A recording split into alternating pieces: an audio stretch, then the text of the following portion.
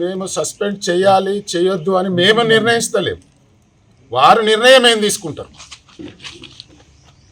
జరిగిన పరిణామాలకు వారు ఎట్లా దీన్ని ఎట్లా తీసుకుంటారు. ఏది తీసుకోకపోయే తీరుంటే మేమందరం పక్క మా రాజీనామాను ఆమోదించాలనే జిల్లా పార్టీ అధ్యక్షుడికి కూడా పంపిస్తాం.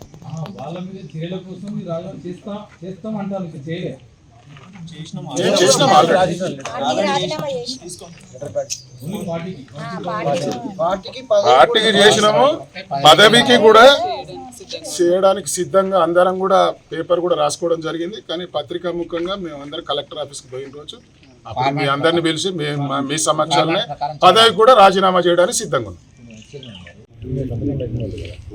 పార్టీ మీద విప్పు మీద సంతకము పెట్టినాము, కానీ వాళ్ళను కూడా పెట్టిస్తా, వాళ్ళు కూడా వస్తారు, మీరు చేయాలి అన్నాడు. కానీ వాళ్ళు రాలేదు కదా. రానప్పుడు అవిశ్వాసం వీగిపోతుంది కదా. ఇక అవిశ్వాసం వీగిపోయే టైంలో వీగిపోతుంది అనుకున్నప్పుడు మేము అక్కడ పోయినా వీగిపోతుంది, పోకున్నా వీగిపోతుంది.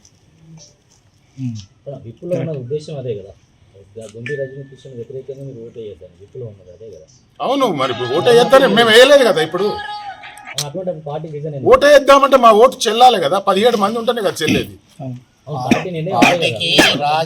పార్టీ నిర్ణయం మాకు అది చెప్పలేదు. పెద్ద మనిషి శ్రీ పిలిపిస్తా, మీరు నన్ను నమ్మి సంతకాలు చేయండి, మీకు అనుకూలంగా తీర్పు తీసుకొచ్చే బాధ్యత నాది అని మమ్మల్ని నమ్మించి సంతకాలు తీసుకున్నాడు తప్ప గుంటి రజనికి మద్దతుగా మీరు ఓటేయండి అని మాత్రం సంతకం తీసుకోలేదు. విప్లో ఉన్నది కేవలం నన్ను నమ్మంది సంతకం పెట్టండి అన్నాడు. రాసిన పేపర్ల మీద పెట్టలే, మేము తెల్ల పేపర్లు అక్కడ పెడితే సంతకాలు పెట్టచ్చు. విప్పుకు సంబంధించిన వైట్ పేపర్స్ ఉంటాయి కదా, ఫిల్ చేయను బాపతి. ఆ పేపర్స్ మీద మేము సిగ్నేచర్ చేసి ఇచ్చి రావడం జరిగింది. తర్వాత వారు ఎట్లా ఫిల్ చేసిండ్రు, ఎట్లా పంపించారు అనేది వారికే తెలియదు.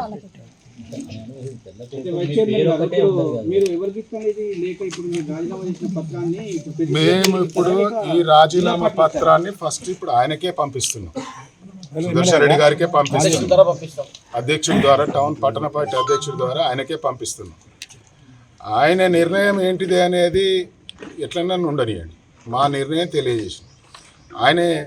మరి ఈరోజు ఇంకా కూడా మా వాళ్ళందరూ కూడా ఇప్పటి వరకు కూడా వేచి చూస్తూ ఉన్నారు ఆయన నిర్ణయం ఏది ఉంటుంది అని. ఆయన నిర్ణయం ఏది లేకుంటే మా నిర్ణయం ఇదే నిర్ణయం ప్రజలందరికీ.